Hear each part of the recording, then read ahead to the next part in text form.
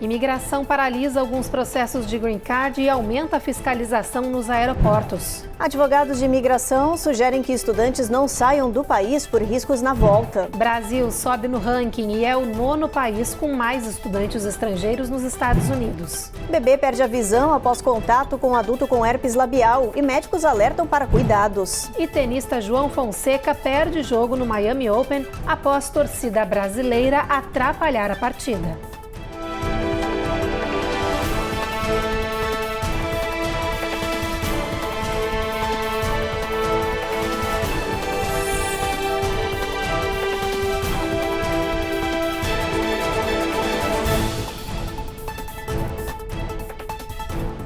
Olá, boa noite. Boa noite.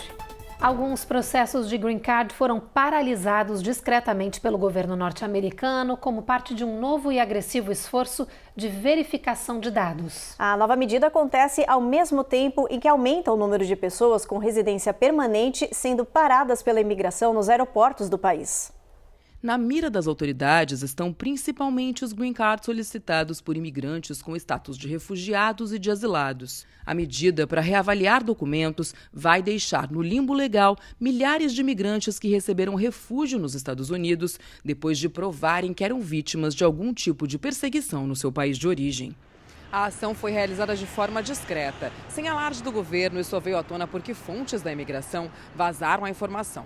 Apesar de refugiados e asilados estarem na mira, a medida não exclui outros tipos de imigrantes com residência permanente de serem verificados. Nos aeroportos dos Estados Unidos, por exemplo, aumentou o número de pessoas com green card sendo paradas pelas autoridades de imigração. Os agentes estão verificando documentos e interrogando os imigrantes que saíram dos Estados Unidos e estão voltando agora. Nem mesmo celulares e computadores estão escapando da ação dos oficiais, que, por lei, podem ter acesso a qualquer equipamento para verificar mensagens e redes sociais. Se você é portador de green card, é importante que você tenha as informações sobre de onde que você está vindo, quanto tempo que você ficou nesse lugar e a razão que você viajou, porque podem ser perguntas abordadas na hora da sua entrada aqui nos Estados Unidos. É importante que você não fique fora dos Estados Unidos mais de 6 meses, porque isso pode causar até mesmo a perda da sua residência aqui. Se você for barrado, se você for enviado para a salinha, mantenha calma. Isso não significa que você está sendo deportado, tá? Mas é importante que você responda tudo com clareza, não minta, tá? E sim, você pode sempre recusar a dar a senha do seu telefone, mas entenda que você corre o risco do seu telefone ser sim detido na hora da entrada, porque entrar nos Estados Unidos não é um direito, e sim um privilégio dado pelo governo americano. Os advogados orientam os imigrantes, acima de tudo, a não assinar nada sem conhecimento, para evitar cair numa enrascada. Saiba que se por qualquer razão a imigração tentar forçar com que você assine o I-407, que é um documento de abandono de green card, você não tem obrigação nenhuma de assinar esse documento. Pelo contrário, você deveria recusar a assinatura desse documento e você deveria insistir que se eles acham que tem um caso contra você, que esse caso seja levado perante a um juiz de imigração. Vale lembrar que o Green Card não é a cidadania. Ele é apenas um tipo de documento que permite residir e trabalhar no país de forma permanente. Mas se você violar as leis, tiver ordem de deportação ou se ausentar por tempo demais do país, pode perder esse status. Por isso, todo cuidado é pouco. O green card, ele não é uma coisa protegida de qualquer coisa, né? Ele é um documento que sim é limitado, porque se você for acusado de certos crimes, você pode sim perder a sua residência, mesmo aquele crime sendo resolvido com a justiça criminal aqui nos Estados Unidos. Você pode sim resolver do lado criminal e depois ser levado perante a corte imigratória para que você tenha um processo de deportação, né, de cancelamento de residência e deportação de volta ao seu país, dependendo do crime. E se você está aqui nos Estados Unidos com visto de estudante e pensa em viajar durante o Spring Break, atenção! A recomendação de advogados especializados em imigração é para evitar viagens internacionais agora e nos próximos meses. O motivo é o aumento de intervenções de autoridades aos imigrantes e denúncias de tentativas de barrar a entrada de estrangeiros, revogando o documento de permanência. A rede de televisão Telemundo denunciou que algumas pessoas já foram impedidas de reentrar no território norte-americano, mesmo estando com todos os documentos em dia. Os especialistas alertam que o momento é de cautela devido ao endurecimento das políticas de imigração de Donald Trump. Cresceu o número de estudantes brasileiros em universidades norte-americanas. Agora o nosso país ocupa a 9ª posição no ranking mundial. Em um ano, o Brasil passou da 10ª para a 9ª posição entre as nações que mais enviam alunos para 16 universidades dos Estados Unidos. O nosso país aparece na lista com atuais 16.877 alunos em instituições de estudo, 800 a mais do que no ano anterior. O ranking é encabeçado pelos 2 países mais populosos do planeta, Índia e China. Os dados são do relatório Open Doors 2024, o censo oficial da educação internacional nos Estados Unidos, realizado pelo Departamento de Estado norte-americano. Os dados mostram ainda que Flórida, Califórnia, Nova York, Massachusetts e Illinois são estados cujas instituições mais recebem brasileiros. Segundo a Education USA, o órgão ligado ao Departamento de Estado e que orienta brasileiros que querem estudar por aqui, a expectativa é de que o número de brasileiros estudantes siga aumentando tanto em cursos de graduação quanto de mestrado e doutorado. Depois do intervalo, Czar da Fronteira busca financiamento para aumentar prisões e deportações de imigrantes. E oficiais de inteligência da administração Trump depõem no Congresso após vazamento de informações de guerra.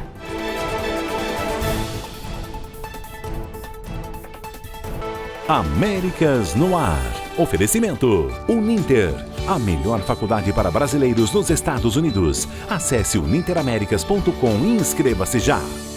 Sendwave. Envie dinheiro para o Brasil sem taxas de envio. Aproveite $15 com o código promocional RECOR15 no seu primeiro envio. Ei, eu sei que tá no intervalo, mas presta atenção aqui na gente. É que a Evelyn e eu, a gente tem um recado importante para te dar. Já passou da hora de você se inscrever no nosso canal. Ativa o sininho e dá aquele like. A gente agradece.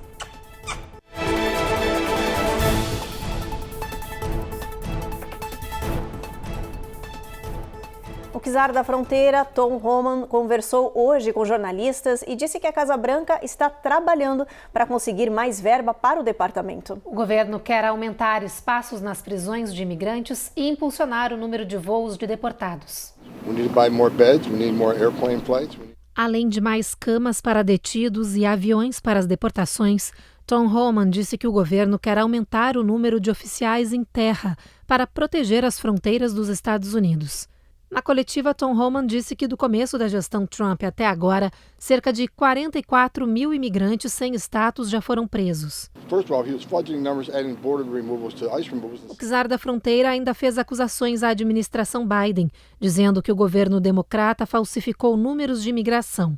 Segundo ele, agora, com Trump, as reduções nas travessias entre México e Estados Unidos são reais, 96% abaixo do registrado um ano atrás. Ele não apresentou provas das acusações. Tom ainda confirmou que a Receita Federal deve começar em breve a compartilhar dados sobre imigrantes indocumentados, principalmente aqueles que usam números de Social Security como roubo de identidade.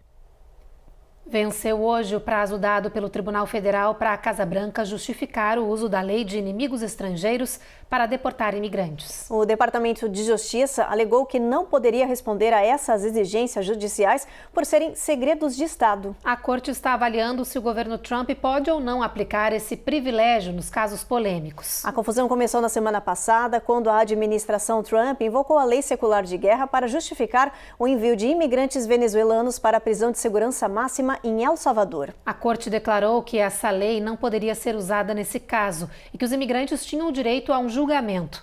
O juiz mandou o avião com os indocumentados voltar, mas a ordem não foi obedecida. A resposta da Casa Branca hoje, a Corte Federal intensifica a crescente tensão entre a administração e os tribunais do país. Hoje, um tribunal de apelações ouviu os argumentos do governo para suspender o bloqueio temporário e permitir o uso da lei de inimigos estrangeiros para deportar mais membros de uma gangue da Venezuela.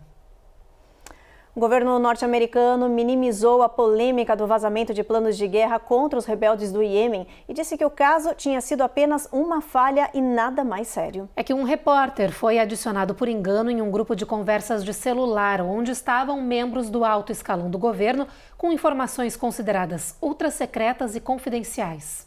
Um incidente de segurança nacional acabou parando no Comitê de Inteligência do Senado no Congresso, que exigiu explicações. Director Radcliffe, this was a huge mistake, correct? No. Um jornalista da revista The Atlantic foi adicionado sem querer no grupo do aplicativo Signal do alto escalão do governo e acabou tendo acesso a conversas sensíveis como planos de guerra contra os rebeldes Houthis no Iêmen, que, segundo o jornalista, não deveriam ser discutidas em um chat online. Well, they're trying to cover their posteriors. I think they're very worried. I think they know there was classified information in that chat. O ex-conselheiro de Segurança Nacional, Joe Bolton, classificou as informações como confidenciais e chamou de erro grave do governo Trump. Hoje, o presidente negou que as informações eram classificadas e minimizou o escândalo que dominou todos os jornais americanos, dizendo que havia sido apenas uma falha. Trump disse que seu conselheiro de Segurança Nacional tinha aprendido uma dura e importante lição. No Oriente Médio, Israel amplia ações militares na faixa de Gaza e volta a fazer ameaças ao Hamas. O governo de Jerusalém exige a libertação de todos os reféns como condição para parar os ataques. Matias Brotero tem mais informações. O ministro da Defesa de Israel aprovou planos para a continuidade das atividades do exército na faixa de Gaza. Israel Katz voltou a fazer ameaças ao Hamas caso os reféns não sejam libertados. Ele disse que o grupo terrorista vai perder território, seus integrantes serão eliminados e a infraestrutura será destruída. Em meio à pressão militar, palestinos foram vistos deixando o norte da faixa de Gaza. As tensões na Cisjordânia, outro território palestino, também aumentaram. O co-diretor do filme que venceu o Oscar de melhor documentário foi liberado por autoridades israelenses. Ao ser solto, ele relatou ter sido atacado por colonos judeus e soldados israelenses antes de ser detido. O exército israelense ainda não se pronunciou sobre o que disse o diretor, mas afirmou anteriormente que houve um confronto violento entre palestinos e israelenses e que as forças de defesa foram alvo de ataques. Os militares disseram ainda que prenderam 3 palestinos, assim como um civil israelense. De Tel Aviv, Matias Brotero para o Américas no Ar. No próximo bloco, 3 irmãs são presas por tentar matar a mãe após ela desligar o Wi-Fi da casa. Tem um alerta sobre o perigo das visitas aos recém-nascidos.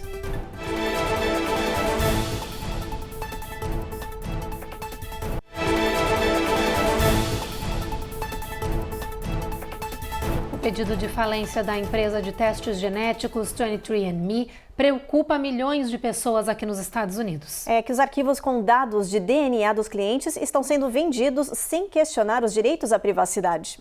A 23andMe existe desde 2006. Era considerada uma empresa sólida que prometia colher dados genéticos com a promessa de ajudar a entender as predisposições para doenças. Ao longo dos anos, construiu um banco de dados gigante com informações de milhões de pessoas. Mas agora, com o pedido de falência, houve um pânico generalizado entre os clientes, especialistas e defensores de privacidade. É que os dados estão sendo vendidos e a preocupação é como essas informações podem ser usadas. O DNA é considerado extremamente sensível e pode ser perigoso em mãos erradas. Especialistas em segurança alertam que, ao contrário de senhas de cartões de crédito, previdência social e outros números, o DNA não pode ser alterado. Nos Estados Unidos, não há uma regulamentação federal sobre dados genéticos e, por isso, as informações fornecidas pelas pessoas são consideradas propriedades da empresa e podem ser vendidas. Nos Estados Unidos, a gente não tem ainda uma legislação federal sobre privacidade e proteção de dados, embora cada estado tenha a sua normativa, mas a gente tem uma legislação muito importante que é a RIPA. tá? Health Impact Privacy Act, que fica nos Estados Unidos. Que ela não falava sobre proteção de dados como a gente conhece, mas ela falava sobre as informações na área da saúde, o impacto dela, como a gente poderia fazer. E ela trazia, assim, sistemas de segurança da informação para proteção. Agora, ela colocava muito fortemente um poder dentro do consentimento do usuário. E esse consentimento, ele era coletado onde? Nos termos de uso e nos documentos, nos contratos de adesão. Foi assim que a 23andMe conseguiu ter acesso a todos esses dados, porque ela colocou o consentimento dentro do contrato de adesão. A pessoa, ao comprar, ela não se preparava para o que podia acontecer. Por isso, é um grande imbróglio, porque a gente vai ter que entender o momento em que isso foi criado, o momento em que a venda, a suposta venda, está acontecendo e o que você pode fazer. Um caso de um bebê que ficou cego após ter contato com um adulto com herpes labial levanta mais uma vez um debate importante. Afinal, quando os pais devem permitir visitas aos recém-nascidos? Para os médicos é preciso cautela por esse momento onde a imunidade ainda está sendo construída. O curativo no olho do pequeno Juan marca o início de uma longa jornada de cirurgias para proteger o que restou do órgão. A criança de apenas 2 anos perdeu a visão de um olho depois de receber um beijo no rosto. Era apenas um simples ato de afeto, mas que infelizmente gerou consequências irreparáveis. Esse estilo de contaminação ele não é muito comum e ele vai acontecer quando uma pessoa com o vírus da herpes é ativo, com a lesão ativa, entra em contato com o olho dessa criança, seja através do beijo, seja através da saliva, e acaba desenvolvendo o que a gente chama de ceratite herpética. Foi durante uma reunião casual que um amigo da família, sem saber que carregava o vírus da herpes simples, beijou perto do olho da criança. Em poucos dias, Juan reclamou de irritação no olho e a região ficou inchada e vermelha. Mas a primeira avaliação médica não identificou a gravidade da infecção. Em poucos dias, ela evoluiu para uma bolha e depois para uma ferida de 4 milímetros na córnea, a camada externa transparente na frente do olho. Quando os médicos diagnosticaram a presença do vírus do herpes, foi tarde demais. Depois de várias tentativas para controlar a infecção com antivirais, infelizmente não foi possível reverter o dano já causado. Os pais de Juan compartilharam a experiência traumática na internet como forma de alerta e eles orientam as famílias a estabelecerem limites claros para o contato físico com bebês.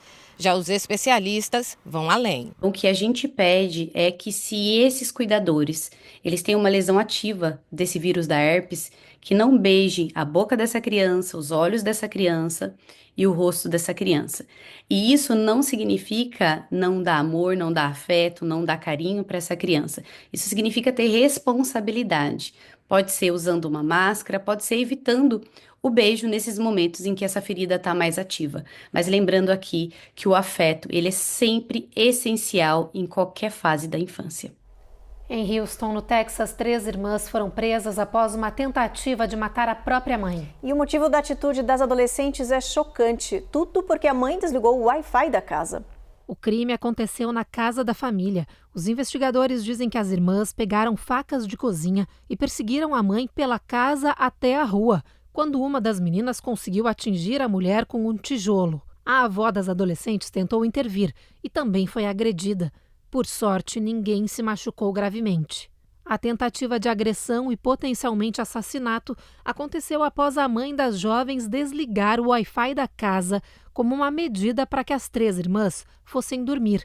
As meninas de 14, 15 e 16 anos foram presas e estão em um centro de detenção juvenil do Texas. Elas já foram acusadas formalmente e vão responder na justiça por agressão agravada com arma mortal. A seguir, torcida brasileira atrapalha a partida de João Fonseca no Miami Open. E ainda, um vídeo perturbador. Um ajudante de ônibus escolar foi preso por ato cruel.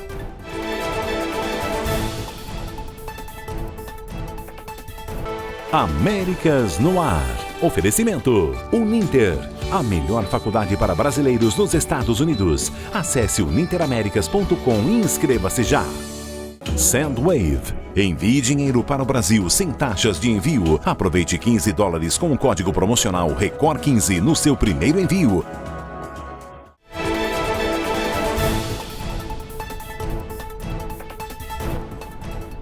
Na Flórida, um vídeo perturbador. Um ajudante de ônibus escolar foi flagrado em ato de crueldade. Ele agrediu uma criança com necessidades especiais e foi preso. Toda a cena foi gravada pela câmera de segurança do veículo. As crianças aparecem falando no ônibus escolar quando a Abiezer Pinilos aparece de repente gritando com os alunos. Ele pega uma estudante de 9 anos, empurra com força contra o banco e, irritado, ordena que ela não se levante mais. O vídeo foi gravado pelo irmão que estava com o celular ligado. A mãe denunciou o caso e a polícia foi acionada. As câmeras de segurança do ônibus também registraram a cena de crueldade. Pinilos foi liberado da cadeia depois de pagar uma fiança de $5.000. Uma audiência na justiça ainda vai ser marcada. A escola de St. Lucie anunciou que demitiu o funcionário. Hora da previsão do tempo, vamos dar uma olhada aqui no nosso telão, gente. Olha só, amanhã em Boston vai chover, até Nova York também, mínima de 30 a 35 nessas áreas. Bastante sol na faixa de Norfolk até Charlotte e descendo para Atlanta, onde a máxima bate 70. Na Flórida também previsão de bastante sol de Jacksonville a Tampa, mas em Miami chuva com trovoadas. Em New Orleans e Houston, previsão de sol entre nuvens. Brownsville a gente tem tempo encoberto com mínima de 71. San Antônio a gente já tem temporal ao longo do dia com máxima de 82, mínima de 64. El Paso o sol não dá nem as caras por lá, máxima de 80, mínima de 58. Albuquerque a gente já tem tempo encoberto. Já em Phoenix, a gente tem nuvens aí ao longo do dia todo, máxima de 92, mínima de 63. Las Vegas, tempo encoberto. Los Angeles, sol entre nuvens. São Francisco, mesmo cenário, mínima de 55, máxima de 62 graus. A torcida brasileira passou um pouco do limite e atrapalhou o jogo do tenista João Fonseca no Miami Open. A partida válida pela terceira fase do Aberto precisou ser interrompida algumas vezes para o árbitro pedir silêncio. O jogo foi no Hard Rock Stadium e, além de comemorar cada ponto do tenista brasileiro, a torcida fez muito barulho toda vez que o adversário se preparava para sacar. E quando o australiano errava, vinha mais gritaria na quadra. Toda essa situação causou desconforto a todos, inclusive ao atleta brasileiro, porque no tênis as torcidas não costumam esboçar reações por ser um jogo de muita concentração. Após 2 horas e meia de partida, com muitas pausas, quem se saiu melhor foi o Alex de Minaur, que venceu por 2-1. O australiano é o 11º no ranking mundial dos melhores tenistas. Agora a gente fala sobre o aumento das temperaturas com as alterações climáticas que, segundo os especialistas, já impõem consequências graves no dia a dia das pessoas. Muita gente pode nem perceber, mas o sono muda com o calor. O problema é que a qualidade do sono é uma das coisas mais importantes para a manutenção da nossa saúde. Segundo uma nova pesquisa da Nature Communications, o aumento das temperaturas já está dificultando a qualidade do sono da população. E a tendência é de que os dados piorem com o passar dos anos. O estudo analisou 23 milhões de registros de sono de mais de 214 mil adultos e descobriu que quando a temperatura média diária aumenta a 18 graus Fahrenheit, as pessoas têm 20,1% mais probabilidade de dormir de forma insuficiente. Além disso, o tempo total de sono cai. E o sono profundo, essencial para a recuperação física e mental, é o mais afetado. A pesquisa também sugere que até o final do século, a privação de sono relacionada às mudanças climáticas pode aumentar em média 10,5%. De acordo com o National Weather Service, o calor extremo é o risco climático mais mortal dos Estados Unidos. E crianças e adultos com mais de 65 anos estão entre os mais vulneráveis a doenças e mortes relacionadas às altas temperaturas. O Jornal Américas no Ar termina agora. A gente espera vocês novamente amanhã e você fica agora com mais um capítulo de O Rico e Lázaro. Boa noite. Boa noite.